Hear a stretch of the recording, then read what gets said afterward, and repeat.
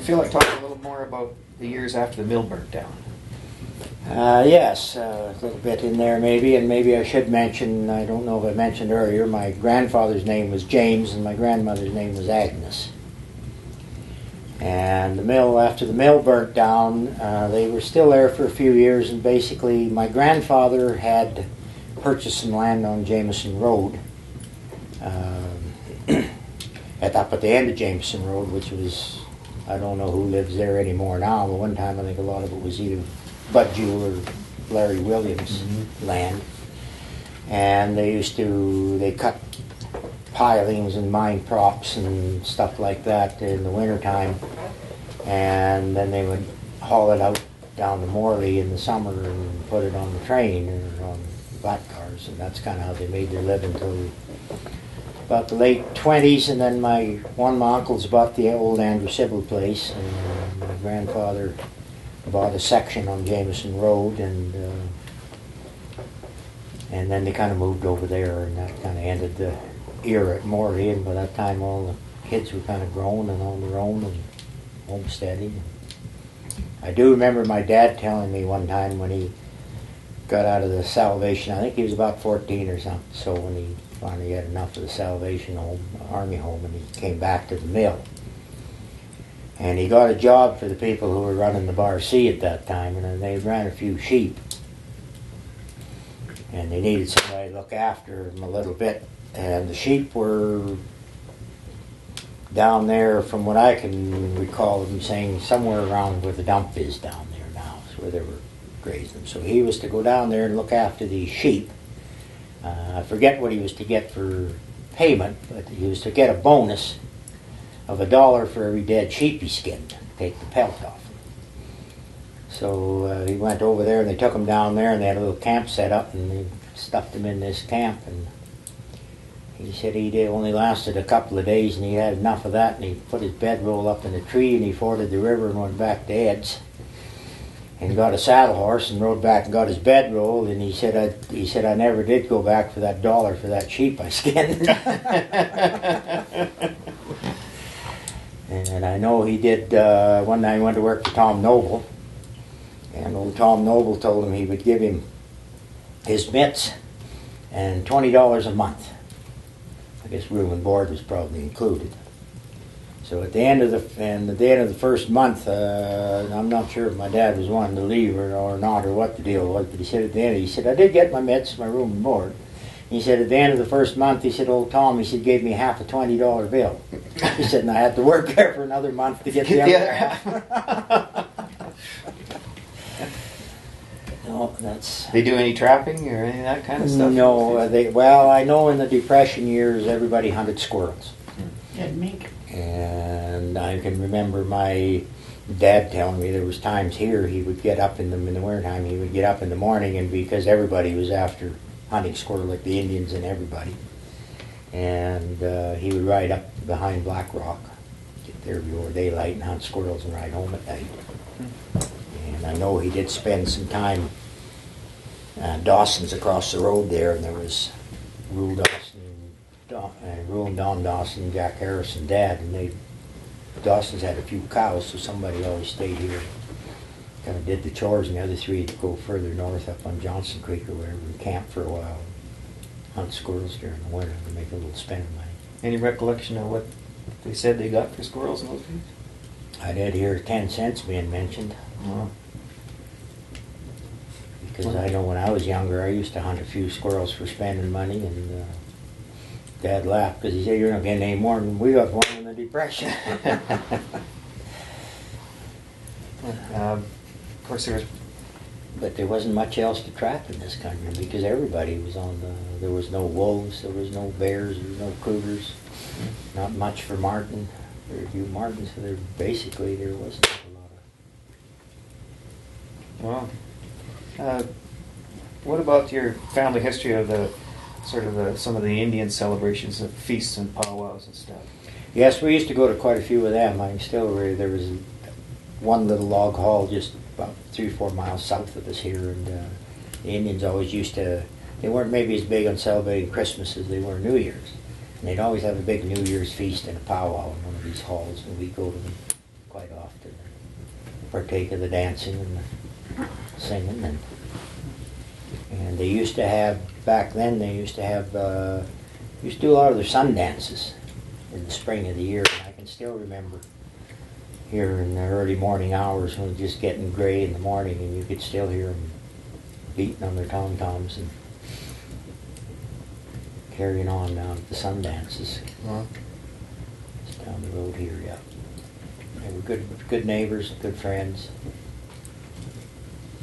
You never had to worry about them. Still are. You never locked your doors in this country. No, The only thing you wanted to do was you wanted to be the first one out in the spring to get your unbranded colts. But then the Indians didn't have a patch on some of the white men in this country when it came to that either. So it was kind of the local amusement, I think. See who could beat who's colts. Well, you know, And they weren't worth anything, so nobody cared. in your grandfather and father's time, there wasn't a lot of money around, and Stoney's didn't have a lot of money either, and maybe money's at the root of some of the issues that happen today. Yeah, we were just, I don't know, money didn't seem as, well, I guess there wasn't much of it, so money didn't seem as important. Well, we should move on to after your parents' sort of life and times. You met Jill where? Or when or how? Let me see, be 1968. And I was working for Brewster's on the trail rides. And I was doing the packing for them, and Jill had got hired to, she was a dishwasher, I guess what it was. Cook's helper. Cook's helper. And she was working for him. That's when we met. And then we got married in 1971. And at that time your dad was kind enough, we never had a place to live, and there wasn't a lot of money floating around then either, and your dad was kind enough to let us live in the White House down there for 3 years. And you went and got married and we had to move out. Yeah, well, I might still be there. Dad might have been happier with you there than he was with me. So we were going to, we had plans to build our own house, and we kind of got started a little bit, and we lived in, there was a little bunkhouse down there, and Jill and I lived in that and ate with Mom and Dad for about 1.5 years till we finished this house. And it was not as easy to borrow money even then as it was now, and to get the money to build a house on land you didn't own. It wasn't that easy, so we figured we had looked at moving houses in. We went and looked at quite a few they'd had for sale in various parts of the park, log houses that they were getting rid of, and other houses and trailers. We figured out it would cost more to get one tore down and moved in here or whatever than to build our own. So I just took the chainsaw and went to the bush and started cutting logs, and I was in the bucking horse business then. Started to gather a few bucking horses, and I had one pretty good one. And we decided we'd sell him, see what we could get for him. And I took him to the Innisfail bucking horse sale in, I believe it was spring of '74, and I got $4,300 for him. And we came back, and we had the hole dug for the basement. We had the basement poured, we had it backfilled, and the basement floor poured for $4,250. So we always said this was kind of the house that The barley built. the barley built. That was the horse's name. So you cut the logs. You cut logs for lumber. You milled your own lumber. We had a little sawmill with my uncle Johnny was living here at that time. He had a little 2x4 mill, so we cut most of our own lumber. The boards in the roof here, we took them over to Brooks's sawmill to have them planed, and they were planed on the same planer that came out of my grandfather's mill. Frank Brooks brought the planer from my grandfather for his mill, so they were planed on that one. And they probably still have it. Yeah, and they still have Still it. use it. And I traded horse pasture for the wiring, and the neighbors helped out a lot, and I traded an old car I had here for the plumbing, and Did all the work not counting the yourself. fireplace and the veranda that we built on later. Well, the basement wasn't finished, but we moved in for under $17,000. Right. Oh, that's great. So you did your own log work, you did everything? Yeah, we drew out the plans on the back of a cornflakes box. I still got it. That's great. Well, actually, it was a piece of 8 by 11 paper, like you're right. We sat down, I guess this is what we wanted. And the logs weren't the proper way to build a log. I always build it solid and cut the windows and the doors out afterwards. Well, there wasn't that much big timber in this country then. So we figured kind of where roughly we wanted the windows and the doors, the better ones, and cut short pieces and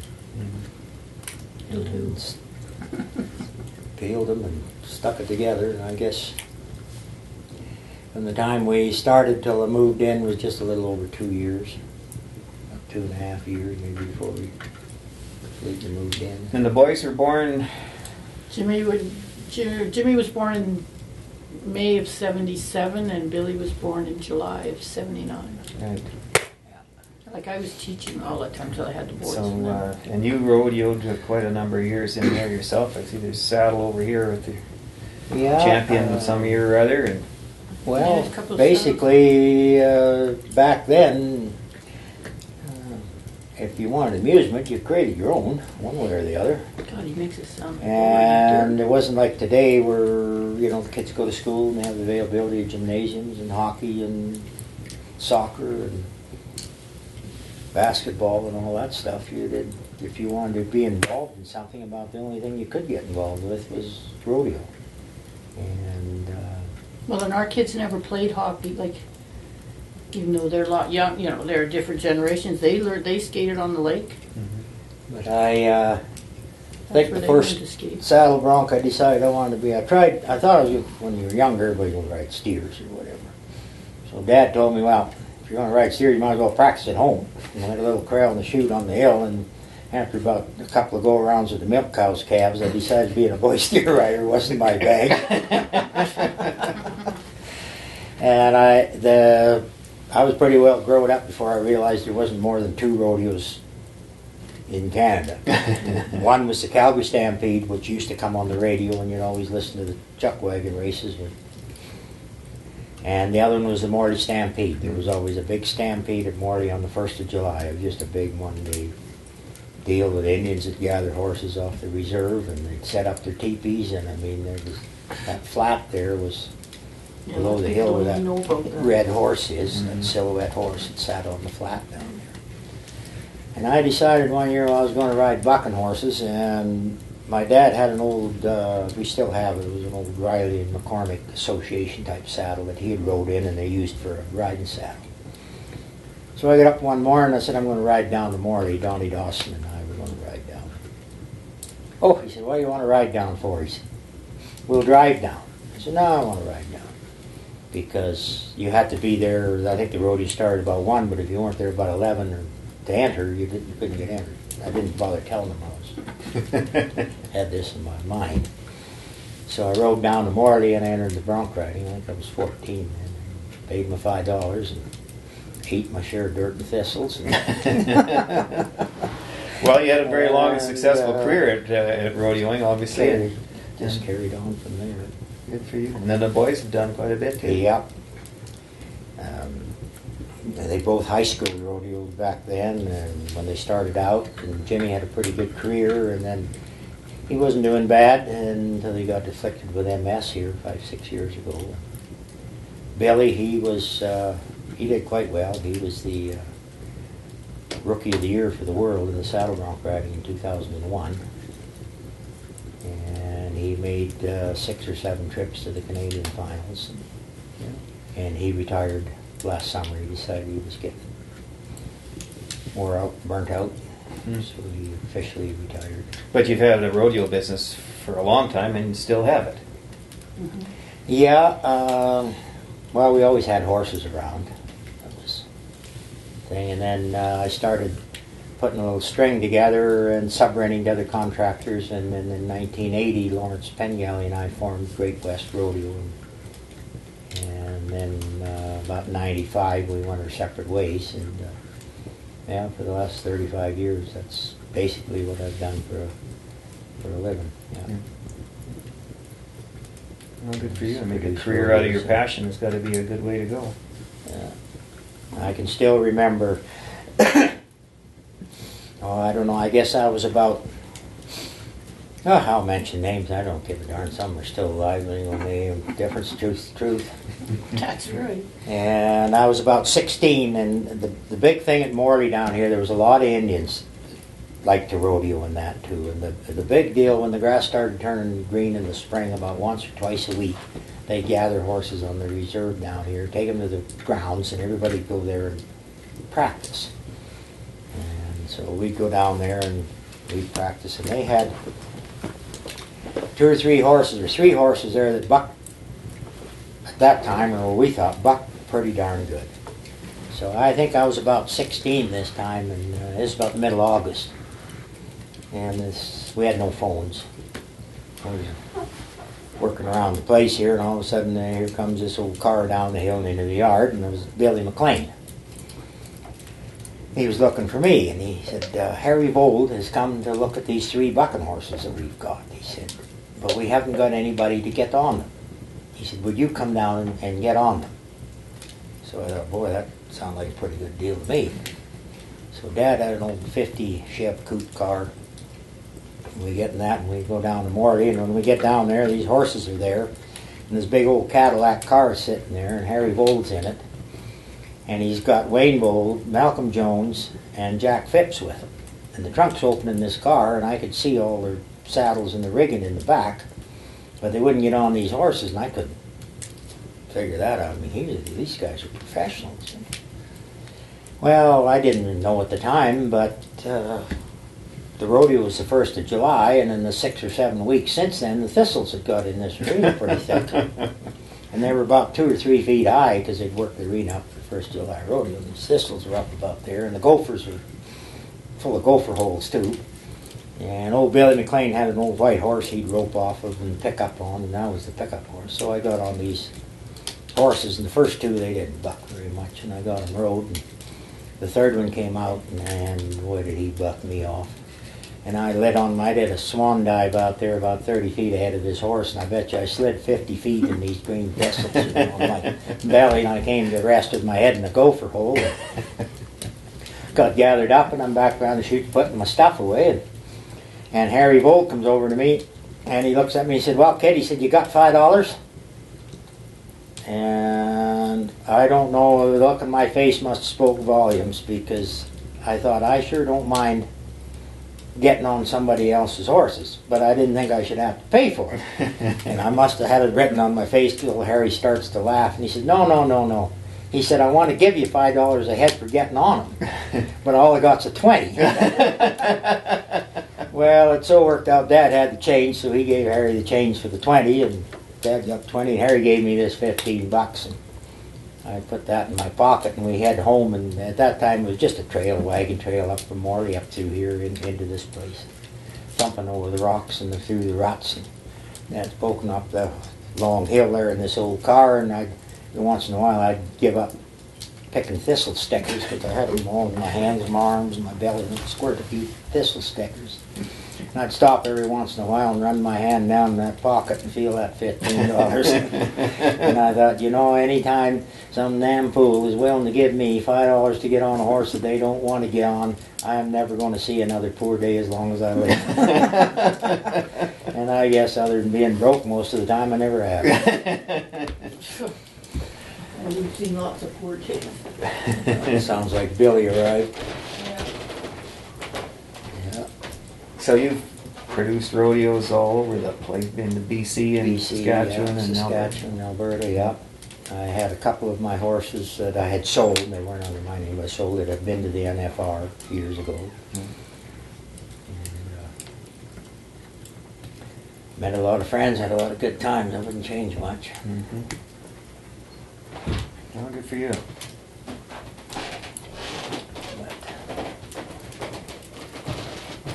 Well, I don't know if it's a occupation or a livelihood I'd really recommend to anybody, but I've got no complaints. I know we had cattle here. My dad ran cattle for years, and then after, I know the one the one fall, the fall before Dad died, steers went to 80 cents a pound. And we had put up a lot of hay on shares for Jeff Parker, north of Cochrane over there. And they had just started drilling some rigs on the hill here, you could see them sometimes. So I tried to convince Dad, and there was a guy buying hay to haul to BC, buying Jeff Parker's extra hay, and he wanted to buy some of ours too. And I said to Dad, I said, you know, we should sell these calves. Because I said I can haul enough hay home in my days off on the rig. And I said, I can work on the rig and haul the hay, and we sell the hay. I said, we'll make money. Maybe make some money. Nope. Because Dad always wintered his calves. And if he didn't say, when we had the grass, he sold them long yearlings. When he didn't, they went in the spring. I'll have to pay income tax twice in 1 year because he sold the calves in the spring. And I'm not doing a paying, I sell them this fall. And I said, I'll pay your income tax. Because I said, rigs are paying big money then. Nope, we'll keep them. She snowed a foot and went to 20 below here about the 15th of October, and I hauled 75 loads of hay home in that 232 bales at a time in that pickup truck, and I never did get to go to work on the rig. All I did was haul hay and shovel snow, and calves went to 50 cents that spring. Dad died, and the calves went to 50 cents, and it took 10 years to get up from under that. Rodeo business looks pretty good after that. And then I got rid of quite a few of the cows, and then I built them back up again, and then we had that winter of 95 when it snowed 3 feet here on the long weekend in November, and there was lots of hay in the country, but nobody would sell you any because they figured if they hung on until the spring it was going to bring $100 a bale. And I didn't have the hay for the cows, and I was actually going to get out of the rodeo business. And it was just one of those years that fall the phone started ringing, and I had more business booked for the rodeo business next year, and I got to looking, and I thought, you know, it may be going to pay more than the... And in the meantime, we'd gone through a couple of years when we had IBR. Cows slipped all their calves. Oh boy, yeah. They slipped their calves in the spring, and then you had to inoculate them with all that stuff, and then they were all... half of them were dry the next year, so we had about 3 years where we had one calf crop. I thought, nope. So I loaded the cows up and took them to town, got next to nothing for them, but I didn't buy no feed for them either, so. Decided I might as well, if I'm going to go broke, I'll do it doing something I like. Which we have done. Both. Went broke and did what we like. I always figured that was one of God's biggest mistakes. They created a cow. You gave her a cut, and that just gives her 8 hours a day to lay around and think up different ways to die on you. But I think it's partly why we're all so protective of this around here too, is how long we've all been here when they're developing and stuff. yeah, and we got into the rodeo business, and then I rented a lot of grass and trying to raise my own bucking horses because it got almost impossible to buy them. I mean, the kinds of horses you need, they just weren't great volumes of them or many people raising them. So I was renting grass, and here 10 years ago we decided that we should maybe take a different tack, so we bought a little ranch in southwest Saskatchewan. A little ranch in 26 quarters or something like that, isn't it? Yeah. Well, it's kind of the dry part of the country down there. But the horses do well on it. One thing down there, if you fix fence once, it's probably done for a while. Yeah. There's still no end to it. Well, the only thing is down there, some of that wire came in on the first train in about 1917. Yeah. Pretty hard to make a splice. But we'll be back. Well, of course, your time here was mentioned before. You met a lot of Stoneys, a lot of them are friends, generational friends there. Once in a while, somebody come along with something of value they'd want you to hold for them for a little while. Yeah, we did do that. We decorated a couple of houses with some kind of stuff that, as I always say, came down the Moccasin Trail and came back for it. Well, Doug's mother taught at Morley, and so did I. Yeah. So we have lots of And I feel very fortunate. I Wonderful got friends. 2 good friends down there. They call them They brothers. call me their brother. Well, good for you. What about you? You mentioned to me once something about keeping somebody's fiddle for a little while. Yes, there's a fellow down here, and actually they have a band now, even now, although it depends. It comes and goes. It seems to go out of business, and then it starts up again, and they call it Stoney Road.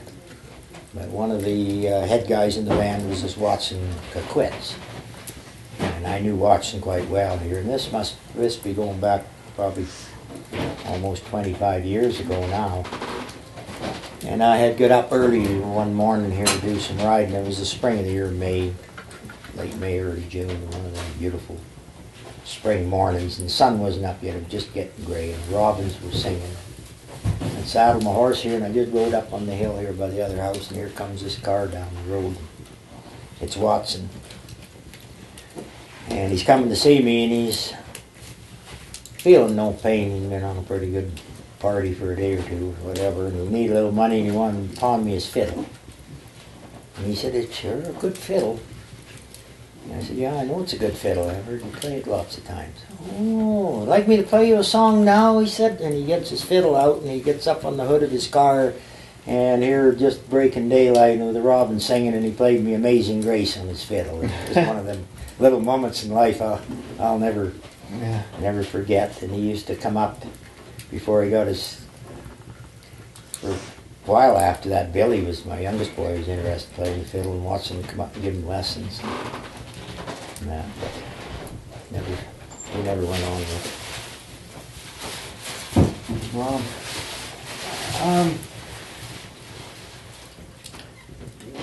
it's something that we talked.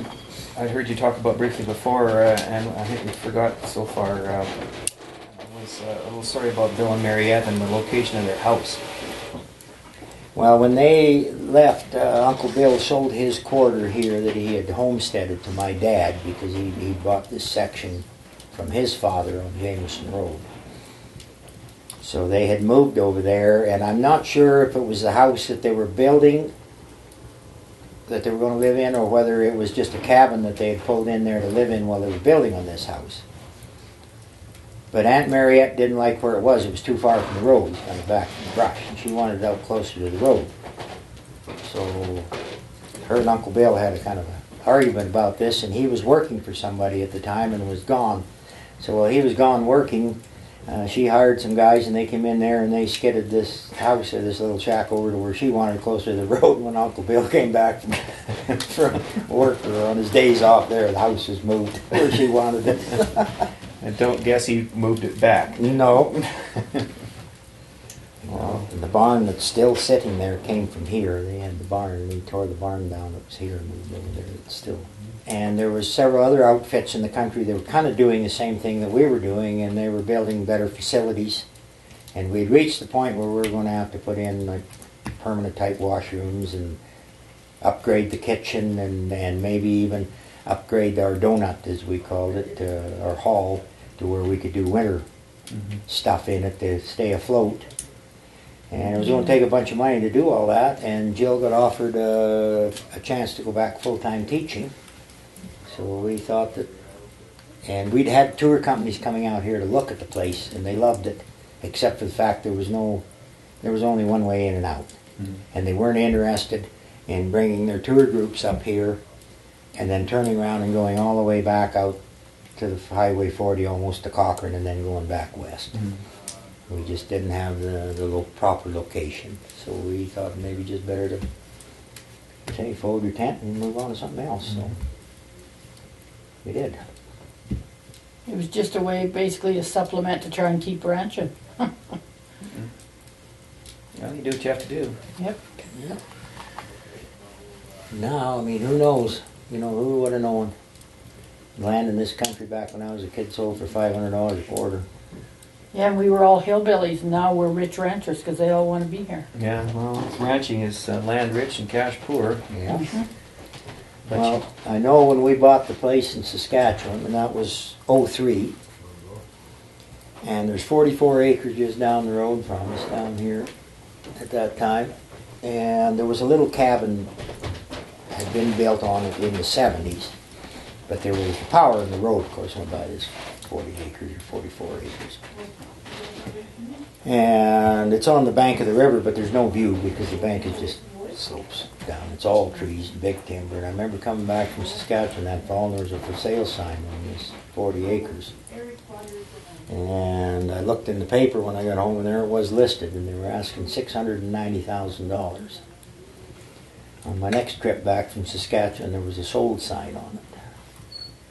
And that was about $100,000 more than we paid for 25 quarters with houses and buildings and fence and crop field and everything else on it in Saskatchewan. So we couldn't afford to expand here. And we thought, well, we'll try something different. And it's worked for 10 years, but now I'm getting older, and some of the plans we had back then, things may change. So who knows? Well, you have a beautiful place here with a lot of history, and Bighorn is delighted that you're willing to share it with us. And Hopefully our boys will be here after keeps us. going. If they're willing to be land rich and cash poor, the same as the last three generations have, you'll be all right. That's all I've ever known. I thought I darn near struck it rich here the other day. I got $20 on my lottery ticket.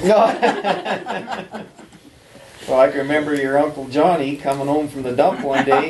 Yeah. Happy as could be, he had one good ski. Yeah. He'd found a good ski. Well, it's probably down in his 'Cause shop he down only there. needed one ski. Because he only had Right. one leg. Yeah, he only had one leg. Not Yeah, that that he- would make him happy. Not that he was going to go skiing, but no, I can remember that was between him and Eddie Pears and your dad. That was when that was an open pit dump down there. You better be there first thing Monday morning, or the good stuff was Yeah, all the good gone. stuff was all gone. You didn't have to worry about filling the pit in and digging No, into the because hole everything very got often, taken because back. Everybody would go there with half a truckload and go home with a truckload. They were into recycling before it Yeah, became before it was fashionable. fashionable. Yeah. Yep. So I still remember Uncle Johnny coming back one day in Matternale. I don't know what he was going to do with it anyway. God, I wasn't there quick enough. What do you mean? There's a damn good couch down there. He said, I know damn well that Richard Butter's got the cushions off it. Because your dad used to take all the cushions or seats For of the the truck. foam. Yeah. And I said, I bet you if you went there, I said, you know damn well he'd give them to you in the house. No, I'm not going to have them. I'll just get up earlier next time. What are you going to do with a couch? When Doug's mom was, I don't know if it was when your dad or your mom was on council, that's when they named Richards Road. Mm-hmm. Richards Road is, I think, when they were on council or something, because some of the roads around here had no name, so it was just like you go up almost to the Barcy and there's a road, none of them, I don't even know if Jameson Road Yeah, had they a name. named then. Richards Road, Jameson Road about the same time. Yeah, about the same yeah, time. we decided to name the roads, yeah. Well, you Yeah. couldn't have got more historic names than Richards and Jameson. So Yeah, so it was nice that they, No, and like in this Did being that. the kind of the main road through there going north, I mean, when they had their little gold rush on the fallen timber, I mean, that's where everybody came from Morley. They came up through here and up there. you should tell them the story of when, at Halloween, when your mom and dad over in the outhouse at Harris's, because like they did not have much for entertainment, so. Oh yeah, well we were So pretty play grown tricks. up by then, and I was a teenager. And Jack Harris lived down, Jack and Myra Harris lived down on the river there where Rhodey Litsky is now. So one night, I don't know how we even got on the idea of it, we used to get cornflakes boxes and there'd be a mask on the back of them, you cut this mask up. So we got a gunny sack and we filled it full of leaves and we put a broom handle in the back of this gunny sack. And then we painted this face up and kind of molded it around something, stuck it on the end of the broom handle, and then we had some of those old woolen socks that the long nylon woolen socks that the Indians always used to wear, and Mom had some of them. Filled them with leaves and a pair of moccasin rubbers, and we attached them to this gunny sack, and we put a blanket around this little girl, and one hand with a glove on it. We were sitting there in the chair, and she looked realistic. And we go, what are we going to do with her? And then we got the bright ideas about Halloween. We know we'll go down and put her in Jack and Myers' outhouse. So, middle of the night, we snuck out of here. It was moonlight night, and we snuck down there in the middle of the night and propped her up in the outhouse and went home. Well, the best part of the whole joke, next morning, old Jack Harris, he goes to go to the toilet, and he goes out there and opens the door. And at that time, there used to be just east of his place a little bit, used to be a ford in there, and the Indians used to come through that way and ford there to go up to Rabbit Lake, and they used to come and go through there with their teams and wagons all the time. He opens the door, and his first thought was, well, one of them old girls was fording the river, and she got left behind, and wandered in his outhouse and died. So then he got realizing she was just a dummy. So he pushed her over to the side, used the door, put her back, and then he waited till Myra, his wife, went out there. Scared her. Well, and there was an old Irish fella had a little cabin down there, Jack Cooley. So he figured, by God, you got to get old Cooley. So he gets him to come and help him dig a post hole or something. And oh gosh, I left my crowbar just inside the toilet door there, Jack. Old Cooley, he was over there and opens the door, and they scared the hell out of him. London's had a cabin here, and they'd come out on weekends sometimes, and they happened to come out that time, and they had a little one of them first old movie cameras, so they took some movies over, and then the best part of the whole story was they blamed it all on Eddie Pears. Yeah, they never knew for a long time. Never knew for years who put her in there. Well, Fred and Eddie did a lot of work around this community. Lived here for a long time. I think They cleared some of They our- did some work for you, didn't Oh, they? they cleared all this land for us. Well, actually, the first guy Dad had in here, I was just a kid, he had chick cooling, and he cleared some land here with a D2 cat. And that was in the mid-50s, but after that, all the land that was cleared, it was all done by Eddie. Even the last batch I did about 20 years ago, he cleared about a quarter here for me. Did it all, yeah. Yeah, he was a heck of an operator. Yeah, oh yeah. He was really good. A lot of this land in this country was cleared by him.